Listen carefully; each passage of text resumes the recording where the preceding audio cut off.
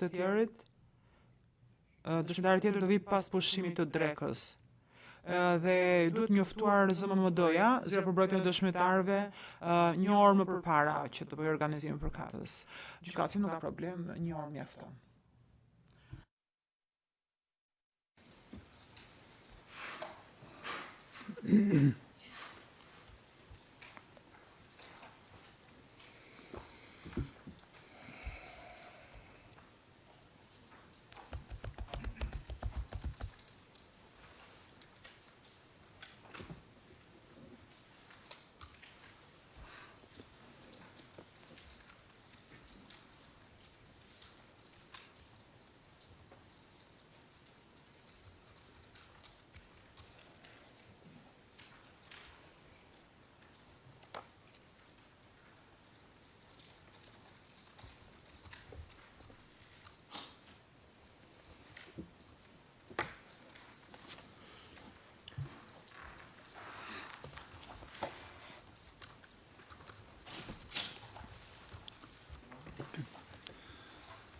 Good morning, witness. Gjykatësi, mirëmëngjes si dëshmitar. Do të vazhdojmë me pjesën e mbetur të dëshmisë suaj. Ju rikujtoj të përgjigjeni qartë me fjalë të shkurtra. Nëse nuk kuptoni një pyetje, lirisht kërkoni që pyetja të përsëritet ose thoni që nuk e kuptoni në mënyrë që ta sqarojmë.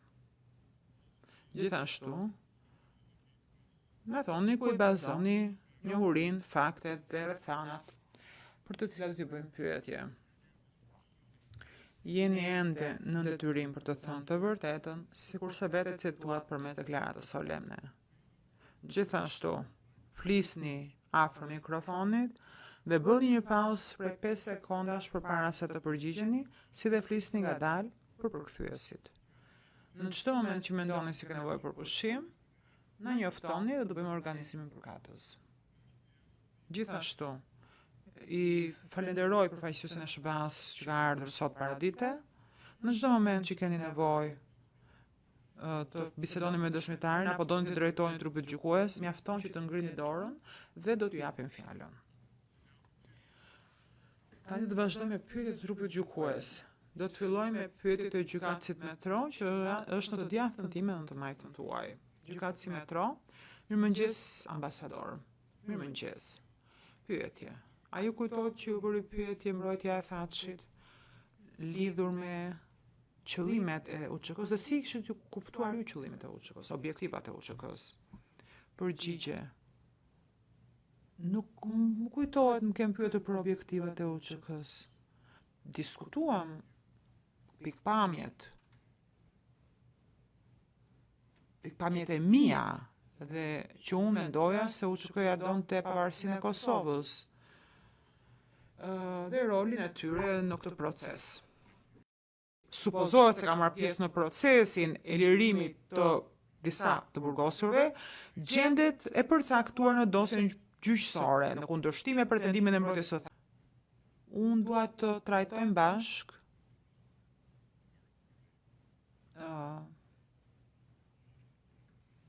këto objektiva, qëllime dhe kush i ka shprehur publikisht këto qëllime. Po do ju bëj një pyetje tjetër. Nëse UÇK-ja si organizat kishte disa qëllime politike, atëherë sigurisht që kishte persona përgjigjës që duhet i materializonin këto objektiva apo jo. Përgjigje. Po, është logjike. Pyetje. Aso kohe, kush ishte në UÇK? Kush ishte përgjegjës në UÇK që t'i realizonte këto objektiva? Përgjigje. E kemi diskutuar këtë, unë mendoj që zoti Krasniqi është shpallur publikisht si zëdhënës si UÇK-s, pra ishte personi që i bënte të ditura qëllimet. Pyetje. Unë do ju tregoj dokumentin nëse keni nevojë, por a ju kujtohet që në mes të gushtit 1993, pasi ju kishit kërkuar antarëve të UÇK-s të evidentonin relatorët apo pikat e kontaktit, u lëshua një komunikat me disa emra që ishin përfaqësues politik. Besoj se ka qenë 13 gusht 1998, jo 93. Përgjigje, më kujtohet që është bërë një njoftim publik në të cilin kishte disa emra. Nëse mund t'jap pikpamjen time, sipas meje,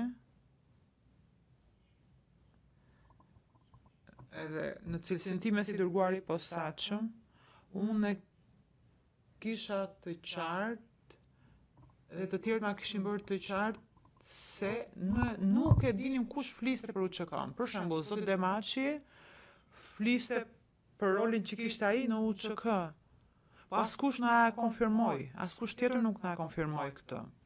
Kishte shumë persona që prezantoheshin si persona që flisnin në emër të UÇK-s. Problemi ynë ishte që nuk kishim një pikë kontakti të konfirmuar me të cilin mund të komunikonim për të ardhmen. Çështja e pavarësisë së Kosovës ishte më shumë slogan. Të gjithë thonin që ky është qëllimi ynë. Ishte shumë e vështirë të gjejë ndonjë shqiptar në Kosovë që thoshte duam thjesht autonomi. Personat shprehshin dhe thonin unë e mbështes faktin që Kosova do të jetë një republikë.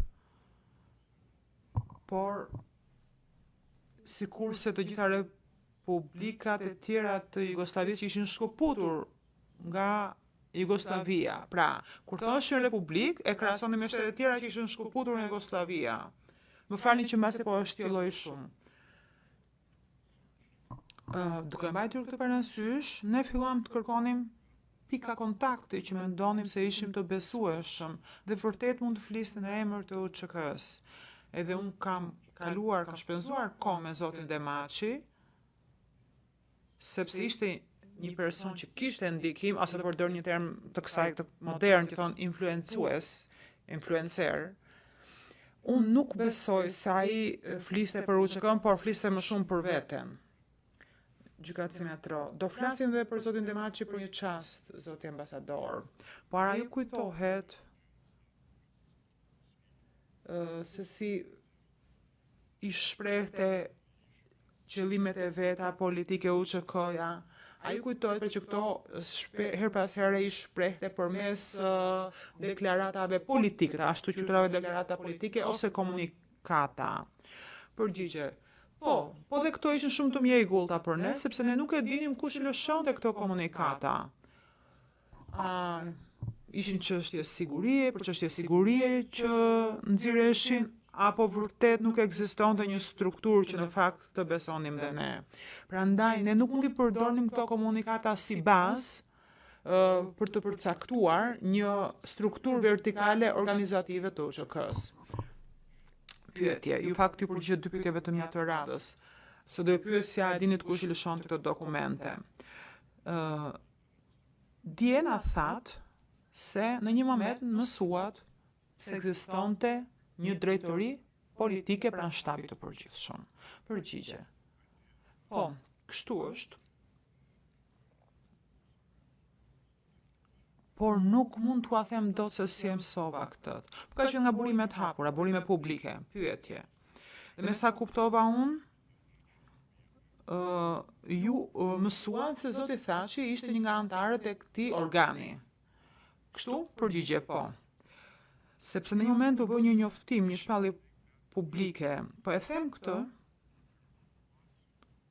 se kishte shumë persona, përfshirë persona që nuk ishin në qeveri, apo persona që punon në agjenci të tjera amerikane, që përpiqeshin pashtu të mësonin kush e drejtonte UÇK-n dhe nëse kishte ndonjë person që drejtonte UÇK-n. Kështu që kur dilnin emra të rinj, ne interesoheshim. Dhe një prej këtyre emrave ishte emri drejtorit politik. Nuk ishim të qartë çfarë ishte, çfarë nënkuptonte ky pozicion, por për ne duhej kontaktuar ky person.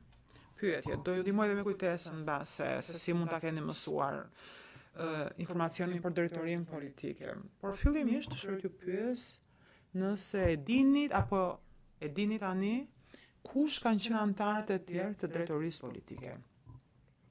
Përgjigje jo.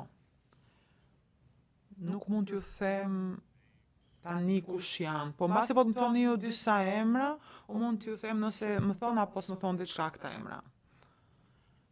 Atëherë do t'ju bëj një pyetje tjetër. I lutem sekretarisë të nxjerrë në ekran provën P011078. Ambasador, ky është një dokument që e keni parë tashmë. Është një prej gablogrameve.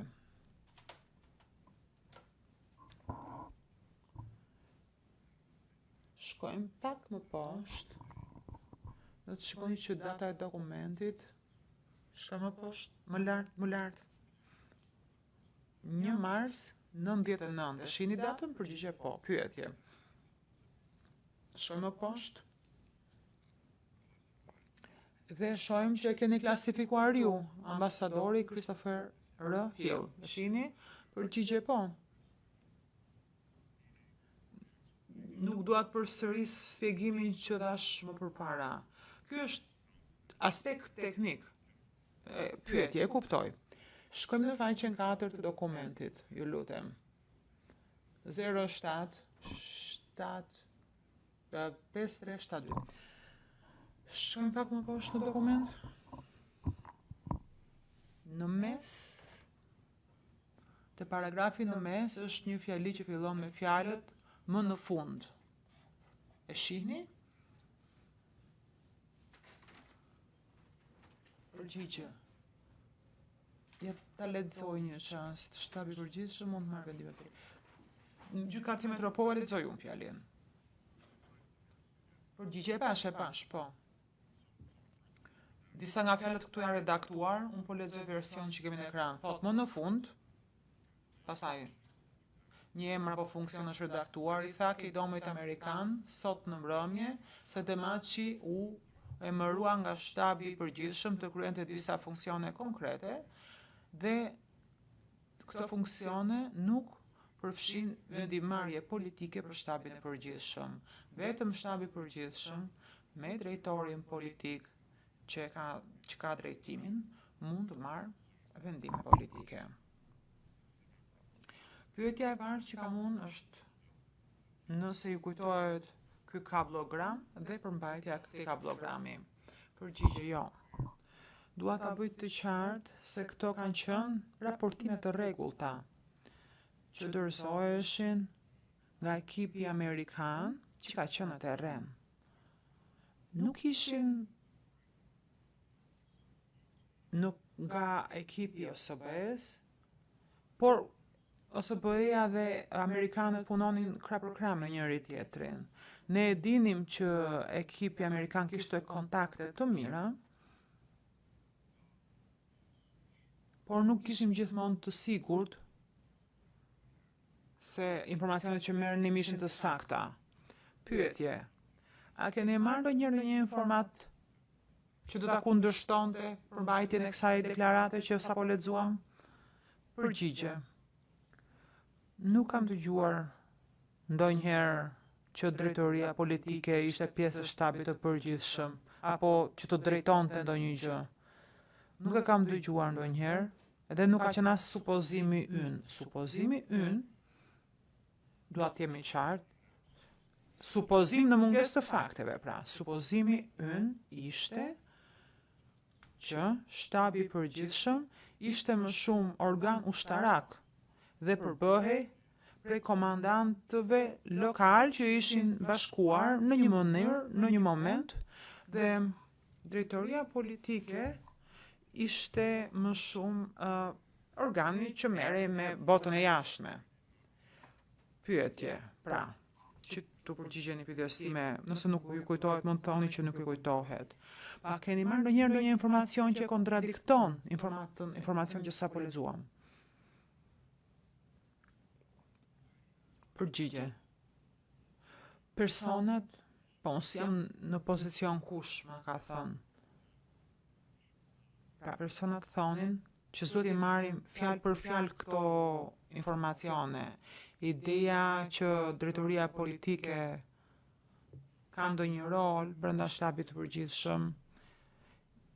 Ishte diçka që personat në drejtorinë politike, përfshirë zotin Demaçin, ishte një përpjekje për të treguar që ne kemi përgjegjësi dhe jemi përgjegjës. Më falni, dua të vazhdoj. Për ne, kjo tregonte se bëheshin shumë përpjekje në kuptimin që personat donin ta konsolidonin pozicionin e tyre dhe të ishin më të fortë se disa të tjerë. Nuk ishte një grup personash që organizuar mirë, që të kishin hierarki komanduese dhe përgjegjësi komanduese të mira. Kjo ishte përshtypja jonë gjatë gjithë kohës. Dhe fakti që ne nuk mund të gjenim një person që të fliste në emër të tjerëve, në fakt i konfirmon të dyshimet tona. Prandaj shkova në Shqipëri duke shpresuar emrin e kishte Zeka, Xhavit Haliti, sepse menduam se mund të ishte ai personi. Sepse disa persona në qeverinë amerikane thonin që ky është personi që drejton, apo që kryen funksione të caktuara, apo që siguron armë për personat. Në bisedat me të ai nuk na tregoi shumë, dhe unë fillova të dyshoja që mbasi ai po fshet diçka, por asgjë s'm konfirmua asnjëherë. Disa prej udhëtimeve që patëm në shtime dhe në vende të ngjashme, të gjitha udhëtimet e kemi bërë për të zbuluar një person apo për të gjetur një person që mund të fliste në emër të organizatës, por që nuk ndodhi asnjëherë. Pyetje, të flasim tani për zotin Demaçi. Do përpiqem t'ju jap disa sugjerime dhe ju mund të jepni mendimin tuaj. A mund të themun që ju nuk kishit mendim shumë të lartë për zotin Demaçi aso kohe? Përgjigje, ne apo unë? Metro, ju nuk kishit mendim shumë të lartë. Përgjigje, jo, unë do të përgjigje me ne, sepse unë nuk kisha mendim të ndryshëm nga të tjerët. Ai ishte gjithmonë shumë i rrept, shumë strikt për çdo temë. Ai kishte një lloj mlefi se kishte qenë i burgosur dikur, dihej dhe njihej si një persone opinione shumë të forta dhe shumë të egra ndaj të Serbisë, jo vetëm në Kosovë, por dhe pjesa tjetër e Jugosllavisë dinte këtë. Ai nuk kishte një person me të cilin mund të bashkëpunoje. Nuk ishte një person që mund të punoje me një dokument që në të vërtet po ashtu kishin persona të tjerë të cilët kishin dyshime. Kishte opinione shumë të forta, lidhur me disa rrethana në jetë, dhe shumë mirë që kishte opinionet e veta dhe u qëndronte fort, por në aspektin e bashkëpunimit ishte shumë i vështirë. Ne nuk ishim të interesuar që ta promovonim ato si person. Pyetje. Kur përpiqeshit të formonin ekipin negociues në vjeshtën 98-s dhe të gjenit partner nga ana LDK-s dhe UÇK-s. A mund të themu që zoti Demaçi nuk ishte një prej personave që ju e donit në këtë ekip për këtë qëllim? Përgjigje, e saktë. E kam takuar disa herë, sepse ndonjëherë personat që kanë mendime të forta mund të kenë dhe ndikim. Dhe nuk duhet të shon në një situatë ku nuk e njihja apo nuk e dija mendimet e tij. Por për faktin e bashkëpunëtorëve tonë, personalisht unë nuk isha në favor të zotit Demaçi që ta konsolidonte këtë ekip. Duhet të kuptoni që në mungesë të sistemit komandues, sigurisht kishte një lloj lufte për pozicione mes personave. Edhe ai mendonte se ai kishte kaluar apo kishte vuajtur më shumë se të tjerët dhe i takonte rrjedhimisht një rol drejtues me trop. Dhe ju mendonit se nuk ishte e drejtë kjo që.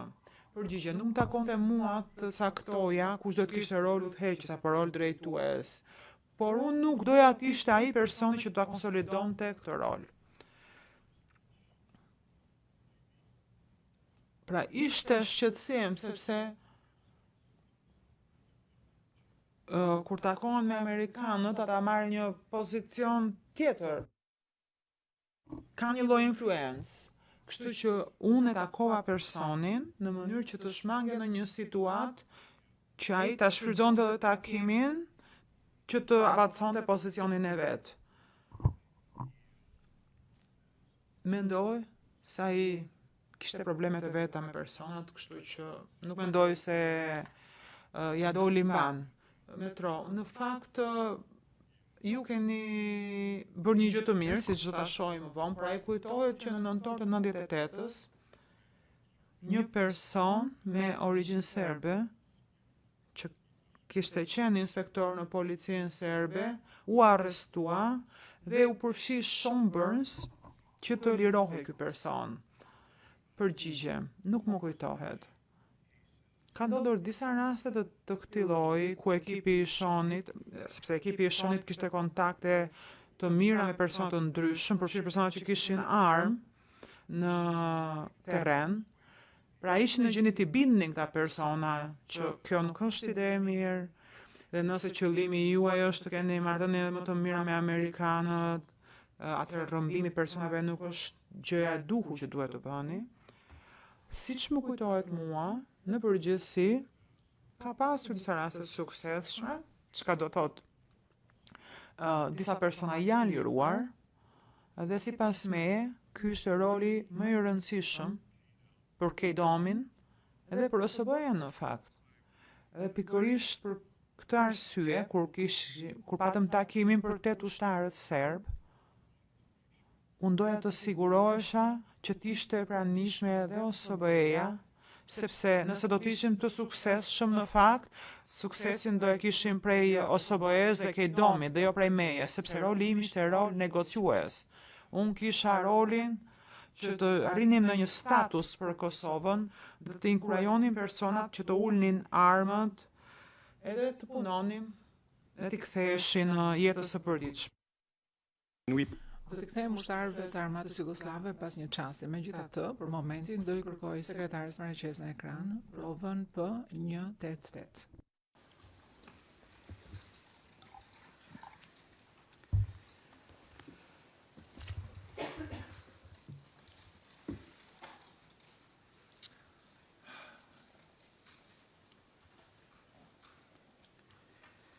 Thank you and Faleminderit. Ambasador.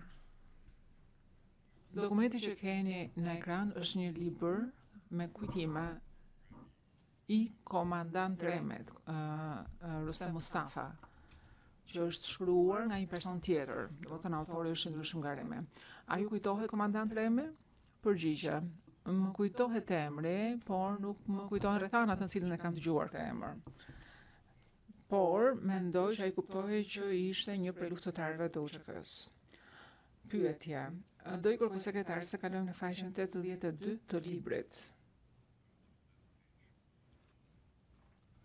Më thuhet që është faqja 14 në versionin në PDF.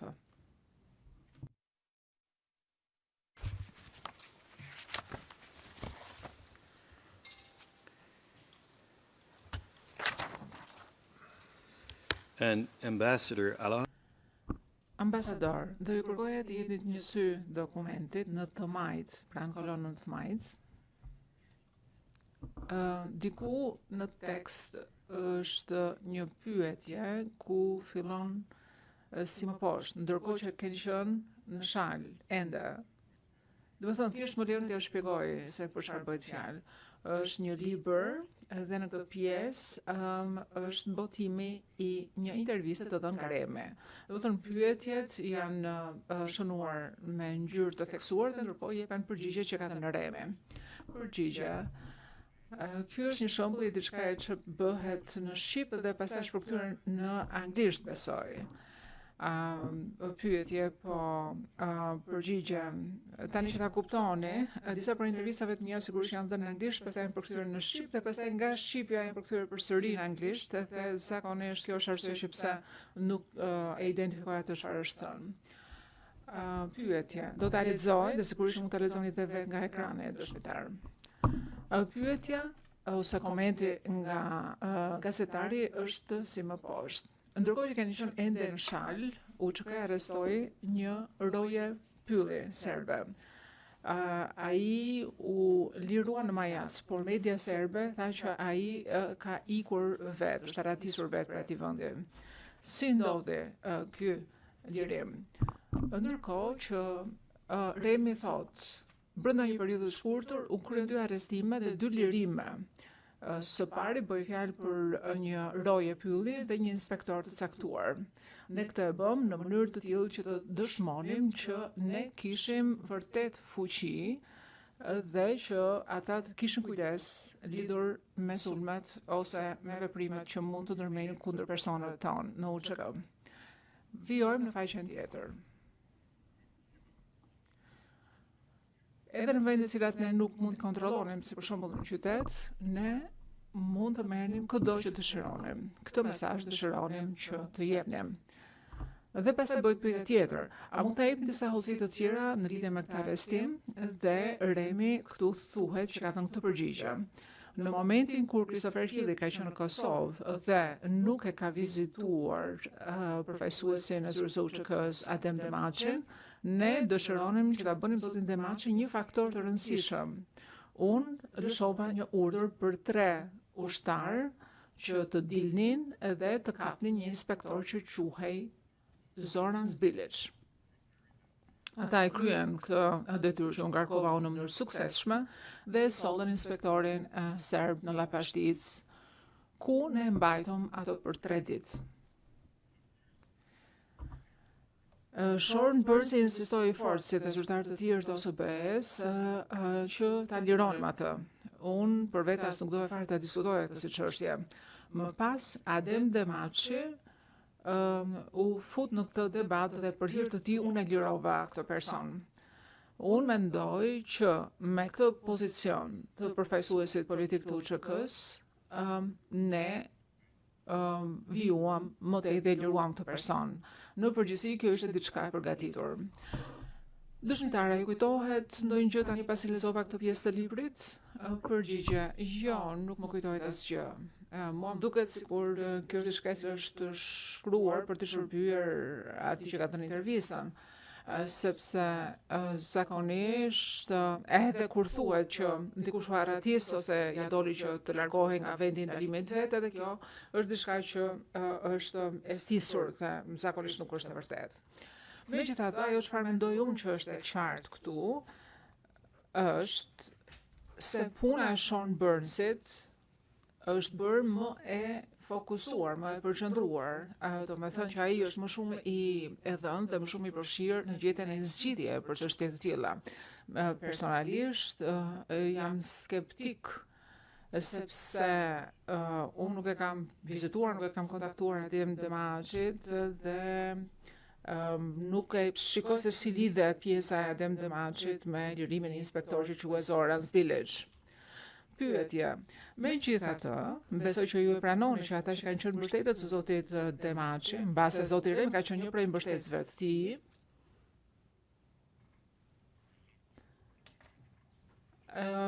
ndoshta nuk kanë qenë shumë të lumtur ose të kënaqur që ju nuk keni qenë më shumë i përfshirë me zotin Demaçi apo jo. Përgjigje. Unë e thash edhe më përpara, besoj që unë e kam takuar më shpesh zotin Demaçi se sa besoj që pretendonte ai ose që e meritonte ai. Dhe në çdo rast zoti Remi nuk ishte përgjegjës për takimet e mia ose për punën time. Pyetje, do e përsëris edhe një pyetje time. A e pranoni mbase që personat që kanë qenë mbështetës të zotit Demaçi, ndoshta zoti Remi ka qenë një prej këtyre mbështetësve, ndoshta nuk e kam pëlqyer shumë qëndrimin tuaj për sa i takon përfshirjes së zotit Demaçi. A pajtoni ju me këtë dëshmitar? Përgjigje, nuk jam në gjendje të përgjigjem kësaj pyetje. Unë nuk jam takuar me të gjithë në çdo vizitë që kam bërë, kështu që nuk e di rrethanat, sepse duhej ose pse nuk e kam takuar zotin Demaçin në këtë rast. Kështu që në këtë rast nuk kam një përgjigje të qartë, por di të them që asnjëherë nuk kam thënë që nuk do e takoj atë, sepse e di se çfarë stature kishte ai dhe çfarë rëndësie kishte. Kështu që nuk jam shumë i sigurt që pse zoti Remi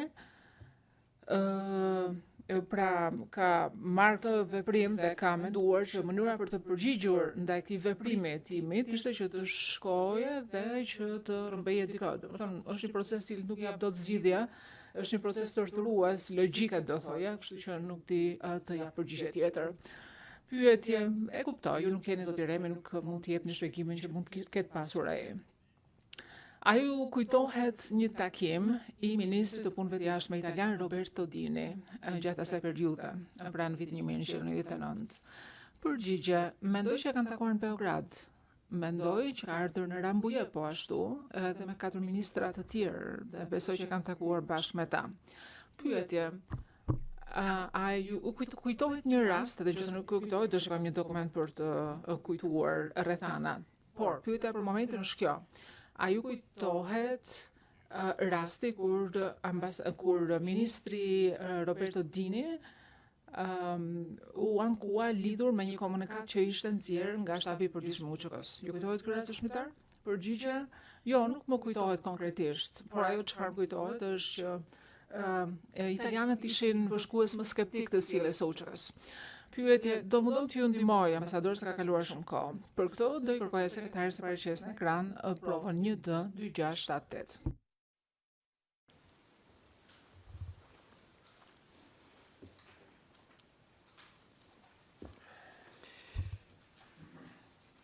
So, as you can see, this is Sigur se mund të shikoni dokumentin në ekran, bëhet fjalë për një tjetër kablogram që mban datën 26 shkurt 1999.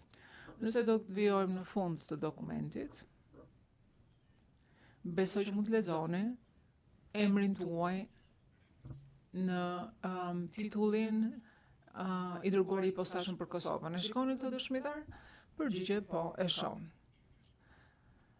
A mund të shikoj pak fillimin e dokumentit se dua të di se kush e ka shkruar këtë dokument? Karen Decker, në rregull, e pash. Pyetje.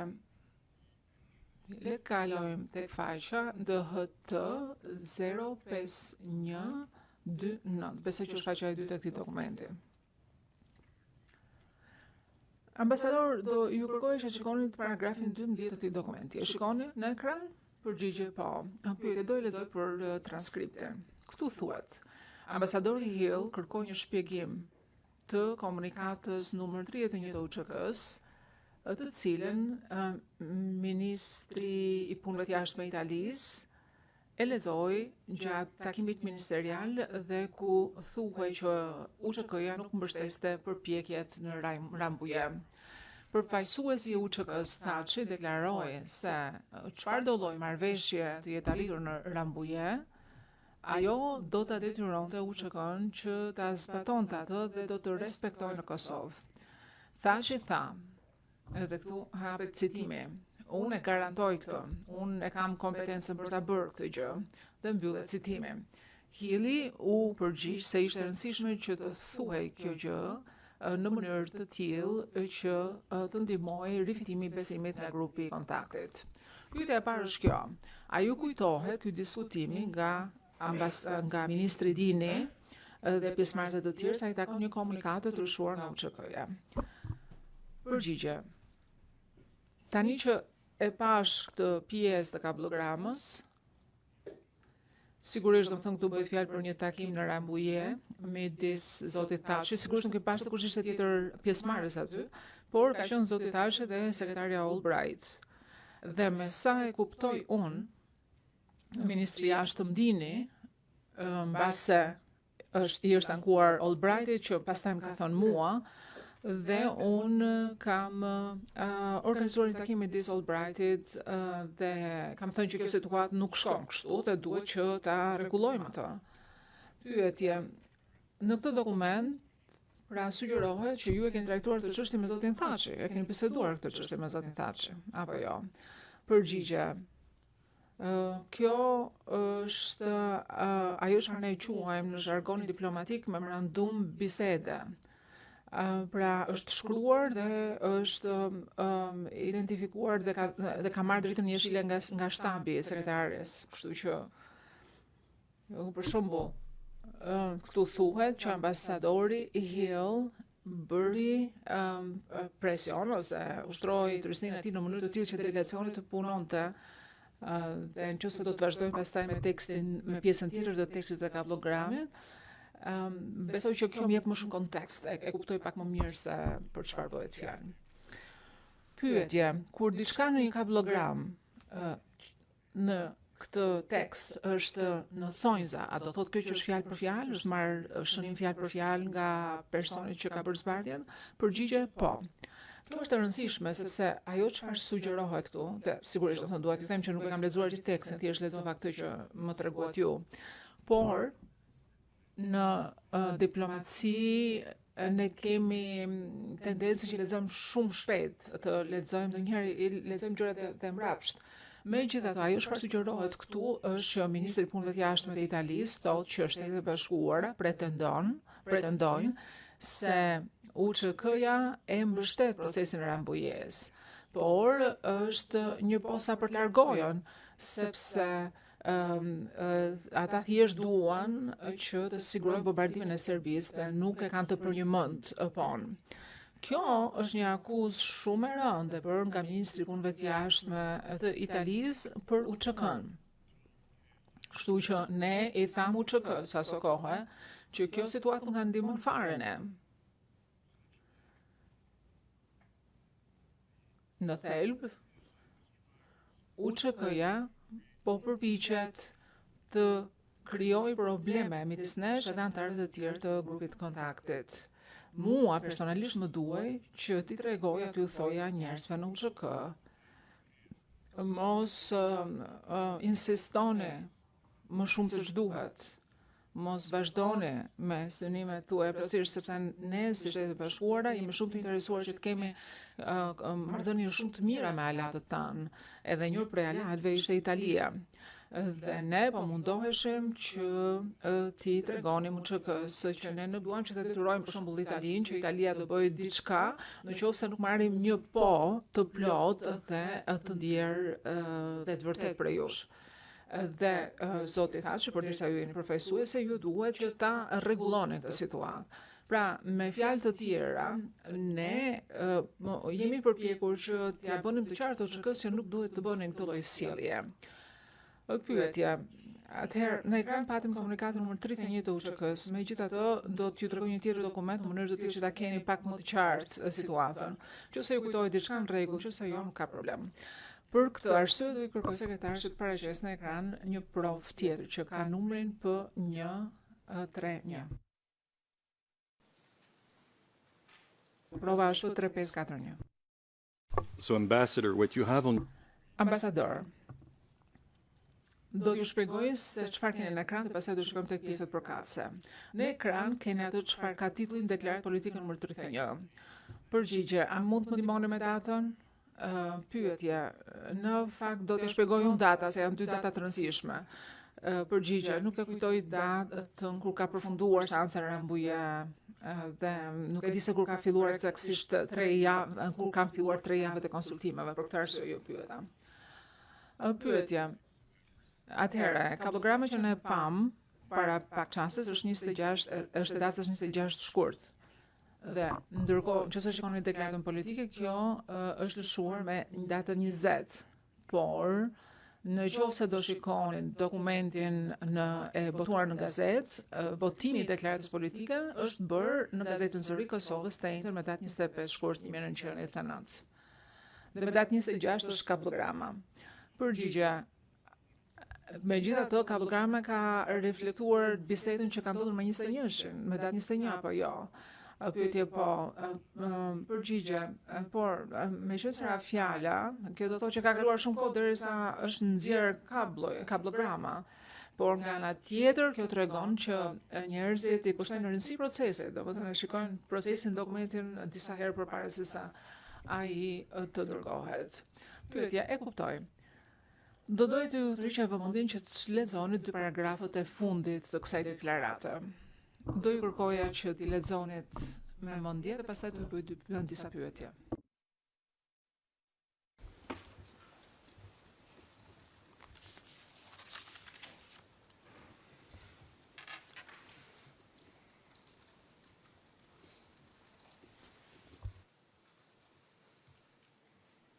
Yeah.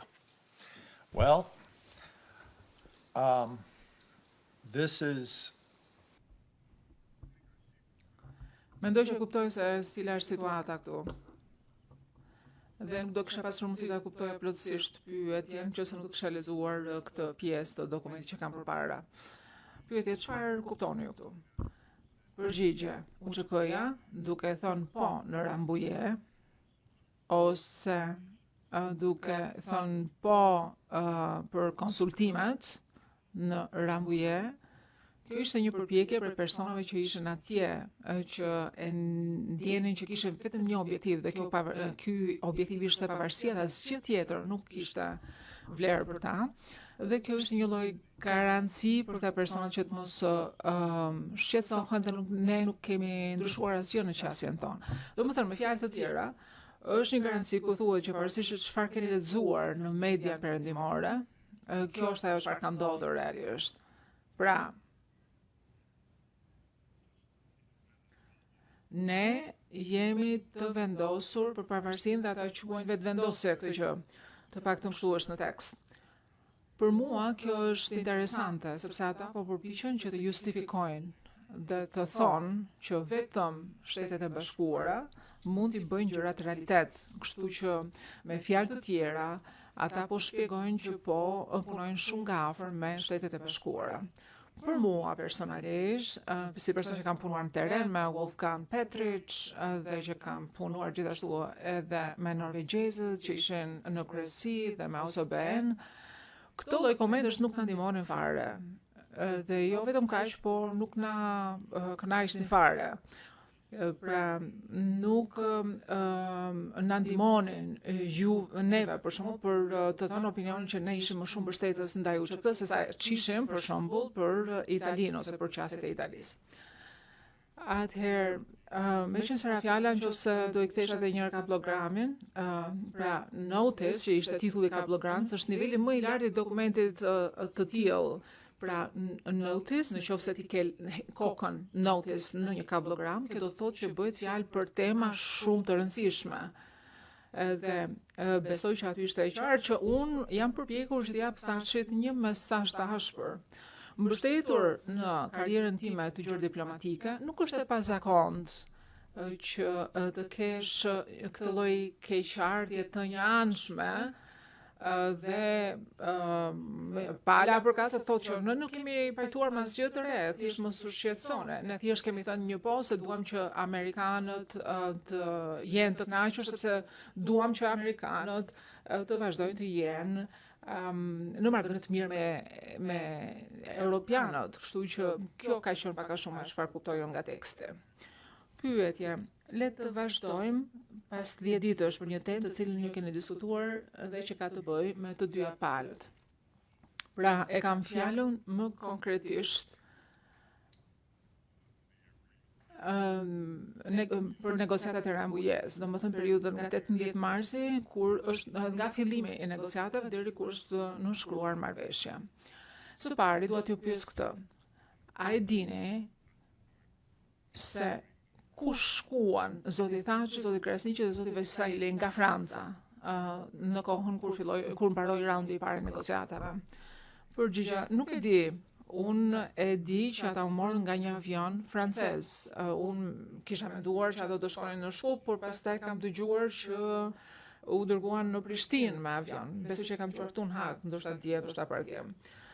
Ata kanë shkuar në vende të ndryshme besoj, megjithatë besoj që kam dëgjuar fjalë që zoti Thaçi ka qenë në Tiranë. Po ashtu, Më kujtohet që jam përpjekur që të merrja informacion nga ambasada jonë, nëse ata kishin ndonjë shenjë që zoti Thaçi ishte atje, dhe ishte vështirë edhe për ambasadën që të gjente në një gjurmë të zotit Thaçi. Pra, sado shumë UÇK-ja të ishte e përgatitur dhe dëshironte që të ecte për Kranesh. E para, ata nuk kishin një strukturë vertikale organizuar, dhe kjo është një mënyrë shumë elegante për të thënë se sa të organizuar ishin ata. Së dyti, ata nuk ishin vërtet interesuar të punonin me ne në përjashtim të faktit ose të rasteve kur vërtet e kishin ndjesinë që duhet, se nuk kishin asnjë zgjidhje tjetër për që të punonin me ne. Tani, në sa i takon këtyre fjalëve që qarkullonin, juve keni dëgjuar lidhur me zotin Thaçi që ka qenë në Tiranë në Shqipëri. A ju kujtohet edhe kjo ose fakti që ai ka qenë jashtë vendi dhe që ai është takuar me zotin Shala dhe zotin Berisha, gjëra të cilat janë thënë në librat e tyre përkatës. Nëse doni, mund të lexojmë librat, pasazhet ose pjesët të paragrafit përkatës tyre. Përgjigje, ka kaluar shumë kohë që prej atëherë, që prej kohës që kam lexuar librin e zotit Shala, por me sa kam kuptuar unë, ai ka qenë në Shqipëri. Nuk e di në qoftë se ka qenë në Tiranë apo jo. Megjithatë, më lejoni të them që duhet të kuptoni që rruga për në Kukës, në veri të Shqipërisë, dhe atje zakonisht kryeshin takime me zyrtar shqiptar. Megjithatë, nuk e di, nuk di se si të përgjigjem pyetjes tuaj. Unë di që senatori Doll ka qenë shumë i zhgënjur dhe ishte po ashtu i natosur sepse ai kishte qenë një mbështetës shumë i fortë i shqiptarëve të Kosovës dhe ishte ndjerë si jo i respektuar që nuk kishte qenë në takime reale. Kështu që më duhet të them që dje ndoshta jam befasuar në mënyrë të këndshme kur lexova dhe kur mora më shumë informacion që ka pasur takime me njerëz që kuptonin, që dukej sikur e kuptonin Rambujen dhe që e merrnin atë si zhvillim pozitiv. A ju kujtohen udhëheqësit UÇK-s, e kam fjalën këtu, domethënë për emra caktuar si për shembull Xhavit Haliti, Nazim Sylën dhe Kadri Veselin. Gjatë kësaj periudhe, pra periudhës nga negociata deri te nënshkrimi, a keni parë ndonjëri prej tyre? Përgjigje, nuk më kujtoj që i kam parë, nuk më kujtoj të i kem takuar. Përsëri, ky është një sugjerim, një ide që unë e kam sot, që besoj që është e vlefshme edhe sot, se nuk është se kishte një organizim shumë të madh. Dhe për këtë gjë nuk mund të flas lidhur me dikë, dhe nuk mund të them konkretisht në qoftë se janë këtar për person apo jo. Tani për çën një qartë, pyetja e gjykatës metro është që ma thoni, nëse nuk e kuptova drejt nga ajo çfarë thatë, a keni takuar persona të tillë si Xhavit Haliti, Azem Sylën, Kadri Veselin në Kosovë gjatë periudhës nga biseda deri në nënshkrimin? Përgjigje, unë mundova të thoj që nuk më kujtohet. Nuk e përjashtoj mundësinë që të jem takuar me të, megjithatë, për shembull më kujtohet që kam shkuar në një takim me persona të UÇK-s, ndoshta këta kanë qenë aty të pranishëm takimin me anëtarë të UÇK-s. Tina Kejdena ishte person që mbante shënimet kryesisht, Sean Burns shkruante po ashtu me të shënime. Dhe siguroheshim ose përpiqeshim siguroheshim që Sean Burns t'i ndante këto shënime me ne. Sepse për shembull, shikoja shënimet dhe nëse shikoja shënimet caktuara të Tinës ose dikujt tjetër thoshte jo, nuk është tamam kështu situata, kështu që duhet ta ndrejqim këtë gjë. Kështu që me fjalë të tjera, po përpiqem të them që nuk e di kush ka qenë në këtë takim, por më duhet të them që u besova pozitivisht ose ishte optimist. Unë isha optimist dhe pavarësisht që ishte e vështirë situata në Kosovë dhe nuk mund të isha optimist për asgjë në Kosovë në atë kohë, për mua ndjesja ishte optimiste se procesi Rambujes do funksiononte.